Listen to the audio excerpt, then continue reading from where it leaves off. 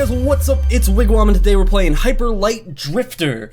And I know what you're saying. You're saying, Wigwam, everybody else already reviewed it, and let's played it, and twitched it, and whatever. But you know what? I got something special. Something those people don't have. Sex appeal. Yeah, oh, someone help. Oh god, I'm stuck.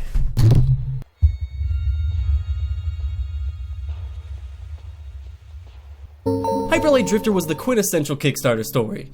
Game meets Kickstarter, Kickstarter loves game raises 24 times its asking value for the project goal, and the internet goes fucking crazy! And then the game takes forever and forever in development, but that's okay because good things come to those who wait. One of the most endearing things about Hyper Light Drifter is its uniqueness. Hyper Light Drifter, okay, that's too long. HLD, okay, that's equally as long. H-Light. That's perfect, sounds like my girl T Swift. H-Light chooses to handle almost everything differently from what you're used to. Combat, storytelling, interacting with objects, all of it has a unique twist to it. For example, this game has a deep and well fleshed out world, which we learn about entirely through still images and cutscenes. The cutscenes in H-Light can only be described as game changing. Pun possibly maybe intended.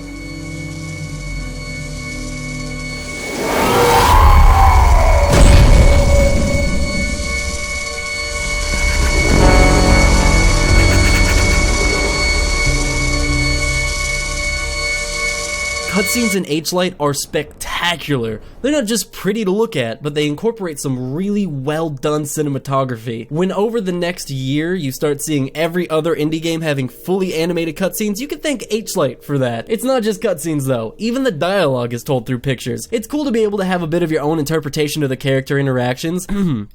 This one time me and my friends were out at the docks having this marathon / rave party with the frog people, and they were like, you want to get into some freaky net bondage shit? And I was like, oh fuck yeah, but then I got covered in frog jizz and they lost the key up my butthole and had to break myself free with a rock, and now I'm here trying to wash off in this fucking fountain. One time this dude bro showed up at my party breathing fire and shit. I think he was tweaked up on meth, and I was like, bro, you need to chill out. You need to stop freezing people. And Crystal, why don't you just smoke a blunt and calm the fuck down? And he was like, alright, I got papers if you got weed. And I was like, yeah, but then he smoked until he died. And I was like, no, that was my last bit of weed. The trade-off for this unique storytelling method, however, is that everything can tend to be kind of vague. Even though I beat the game, I couldn't really tell you what these triangle things were I was collecting, or what my backstory was, or even what a Hyper Light Drifter is. Is it this thing? Is it this thing? I don't know. A picture is worth 1,000 words, but sometimes I'd rather just have 8 words that say, hey dumbass, the world's exploding, go fix it. I'm not saying that the way H-Light presents its story is bad. It's not. It's actually very cool. But when you go pictures only, you're gonna leave your players with some questions. And full disclaimer, I beat the game, but I didn't 100% it, so there is a chance I am missing some finer details here.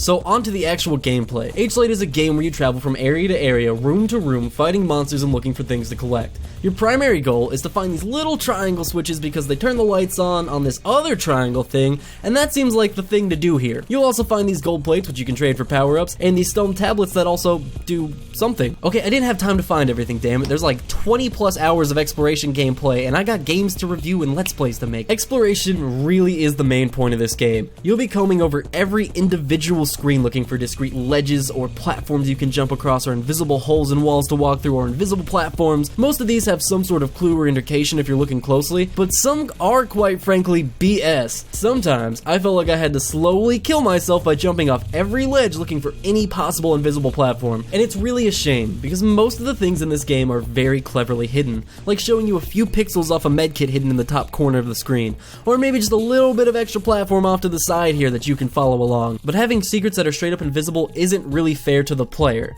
and there are a few secrets that are just straight up invisible. The other side of gameplay is the combat. Combat in this game is challenging, but damn is it rewarding. You're not gonna just barrel through this game room to room. Enemies are challenging, and rooms with lots of enemies require some thought and strategy. This game offers plenty of power-ups to help you out along the way, but that doesn't change the fact that if you try to Leroy Jenkins a room, you will have your ass handed to you on a silver platter served with some parsley garnish and a side soup of broccoli cheddar. That, however, is actually a good thing, because basically the combat works a bit like your good old top-down Zelda games except turned up to 11. It's really just superb action RPG combat. It requires timing and finesse and planning, and it is so damn fun. especially against the bosses who, spoilers, are gonna murder you over and over and over again. The combat mixes gun and sword play. You get shots for your gun by hitting enemies or objects with your sword, so it's best to play with a mix of using both. You also get a lot of different power-ups that you can choose from to customize your character. For example, you get a power-up that gives you near infinite dashing, but it requires timing to chain the dashes, so even when you start to get overpowered, it still requires a level of skill to be good at this game. I could go on and on about the small details like this that make the gameplay exceptional, but honestly, I think it's better if you experience them for yourself.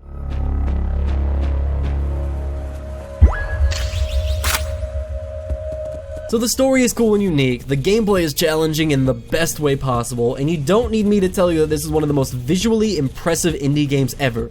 Full stop. So where doesn't this game shine?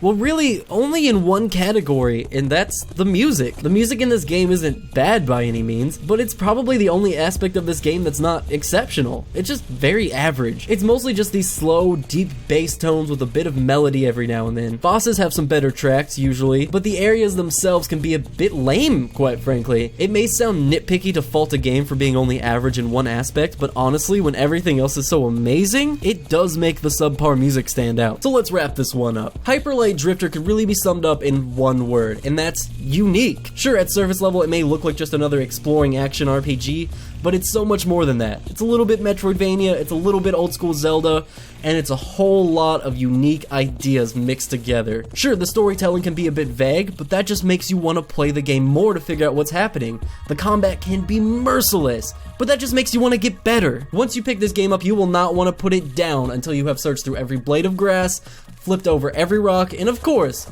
jumped off every ledge looking for invisible platforms.